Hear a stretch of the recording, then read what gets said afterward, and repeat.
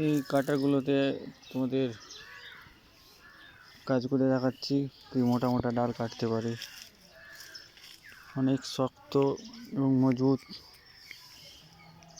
খুব কাজের।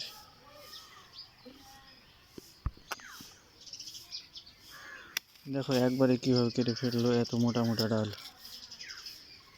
একদম স্মুথ মাখনের মতো কাটছে। এটা ফ্লিপকার্টে নিয়েছিলাম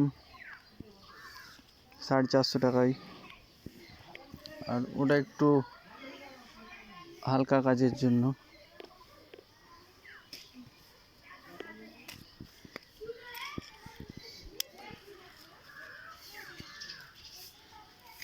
এটাতে একটু শক্তি লাগে, এটা দামও কম, 150 টাকা। তো